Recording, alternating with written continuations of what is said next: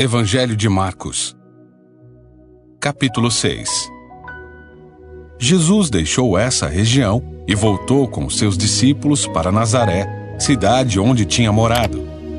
No sábado seguinte, começou a ensinar na sinagoga, e muitos dos que o ouviam se admiraram e perguntavam: de onde vem tanta sabedoria e poder para realizar esses milagres? Não é esse o carpinteiro, filho de Maria e irmão de Tiago, José, Judas e Simão? Suas irmãs moram aqui entre nós. E sentiam-se muito ofendidos. Então Jesus lhes disse: um profeta recebe honra em toda parte, menos em sua cidade e entre seus parentes e sua própria família. Por isso, não pôde realizar milagres ali, exceto pôr as mãos sobre alguns enfermos e curá-los. E ficou admirado com a incredulidade daquele povo. Então Jesus percorreu diversos povoados, ensinando a seus moradores. Reuniu os 12 e começou a enviá-los de 2 em 2, dando-lhes autoridade para expulsar espíritos impuros. Instruiu-os a não levar coisa alguma na viagem, exceto um cajado. Não poderiam levar alimento, nem bolsa de viagem, nem dinheiro. Poderiam calçar sandálias, mas não levar uma muda de roupa extra. Disse ele: onde quer que forem, fiquem na mesma casa até partirem da cidade. Mas se algum povoado se recusar a recebê-los ou a ouvi-los, ao saírem, sacudam a poeira dos pés como sinal de reprovação. Então eles partiram, dizendo a todos que encontravam que se arrependessem. Expulsaram muitos demônios e curaram muitos enfermos, ungindo-os com óleo. Logo o rei Herodes ouviu falar de Jesus, pois todos comentavam a seu respeito. Alguns diziam: João Batista ressuscitou dos mortos, por isso tem poder para fazer esses milagres. Outros diziam: é Elias. Ainda outros diziam: é um profeta, como os profetas de antigamente. Quando Herodes ouviu falar de Jesus, disse: João, o homem a quem decapitei, voltou dos mortos. O rei havia mandado prender e encarcerar João para agradar Herodias. Ela era esposa de seu irmão Filipe, mas Herodes tinha se casado com ela. João dizia a Herodes: é contra a lei que o Senhor viva com a esposa de seu irmão. Por isso, Herodias guardava rancor de João e queria matá-lo, mas não podia fazê-lo, pois Herodes o respeitava e o protegia, sabendo que ele era um homem justo e santo. Herodes ficava muito perturbado sempre que falava com João, mas mesmo assim gostava de ouvi-lo. Finalmente, no aniversário de Herodes, Herodias teve a oportunidade que procurava. Ele deu uma festa para os membros do alto escalão do governo, para seus oficiais militares e para os cidadãos mais importantes da Galileia. Sua filha, também chamada Herodias, entrou e apresentou uma dança que agradou muito Herodes e seus convidados.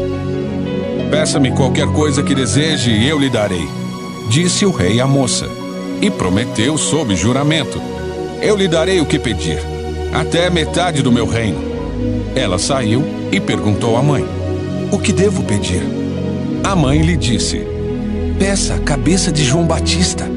A moça voltou depressa ao rei e disse: quero a cabeça de João Batista, agora mesmo, num prato. O rei muito se entristeceu com isso, mas por causa do juramento que havia feito na frente dos convidados, não pôde negar o pedido. Assim, enviou no mesmo instante um carrasco, com ordens de cortar a cabeça de João e trazê-la. Ele decapitou João na prisão, trouxe a cabeça num prato e a entregou à moça, que a levou à sua mãe. Quando os discípulos de João souberam o que havia acontecido, foram buscar o corpo e o colocaram numa sepultura. Os apóstolos voltaram de sua missão e contaram a Jesus tudo o que tinham feito e ensinado. Jesus lhes disse: vamos sozinhos até um lugar tranquilo para descansar um pouco. Pois tanta gente ia e vinha que eles não tinham tempo nem para comer. Então, saíram de barco para um lugar isolado, a fim de ficarem a sós. Contudo, muitos os reconheceram e os viram partir, e pessoas de várias cidades correram e chegaram antes deles. Quando Jesus saiu do barco, viu a grande multidão e teve compaixão dela, pois eram como ovelhas sem pastor. Então, começou a lhes ensinar muitas coisas. Ao entardecer, os discípulos foram até ele e disseram: "Este lugar é isolado e já está tarde. Mande as multidões embora para que possam ir aos campos e povoados vizinhos e comprar algo para comer." Jesus, porém, disse: "Providenciem vocês mesmos alimento para eles." "Precisaríamos de muito dinheiro para comprar comida para todo esse povo." Responderam. "Quantos pães vocês têm?" Perguntou ele. "Vão verificar." Eles voltaram e informaram: 5 pães e 2 peixes. Então Jesus ordenou que fizessem a multidão sentar-se em grupos na grama verde. Assim, eles se sentaram em grupos de 50 e de 100. Jesus tomou os 5 pães e os 2 peixes, olhou para o céu e os abençoou. Então, à medida que ia partindo os pães, entregava-os aos discípulos para que distribuíssem ao povo. Também dividia os peixes para que todos recebessem uma porção. Todos comeram à vontade, e os discípulos recolheram 12 cestos com os pães e peixes que sobraram. Os que comeram foram 5.000 homens. Logo em seguida, Jesus insistiu com seus discípulos que voltassem ao barco e atravessassem o mar até Betsaida, enquanto ele mandava o povo para casa. Depois de se despedir de todos, subiu sozinho ao monte para orar. Durante a noite, os discípulos estavam no barco no meio do mar e Jesus sozinho em terra. Ele viu que estavam em apuros, remando com força e lutando contra o vento e as ondas. Por volta das 3 da madrugada, Jesus foi até eles caminhando sobre o mar. Sua intenção era passar por eles, mas quando o avistaram caminhando sobre as águas, gritaram de pavor, pensando que fosse um fantasma. Ficaram todos aterrorizados ao vê-lo. Imediatamente, porém, Jesus lhes disse: "Não tenham medo. Coragem. Sou eu." Em seguida, subiu no barco e o vento parou. Os discípulos ficaram admirados, pois ainda não tinham entendido o milagre dos pães. O coração deles estava endurecido. Depois de atravessarem o mar, chegaram a Genezaré. Levaram o barco até a margem e desceram. As pessoas reconheceram Jesus assim que o viram.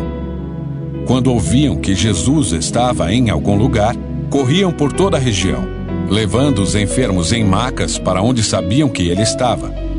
Aonde quer que ele fosse, aos povoados, às cidades ou aos campos ao redor, levavam os enfermos para as praças. Suplicavam que ele os deixasse pelo menos tocar na borda de seu manto, e todos que o tocavam eram curados.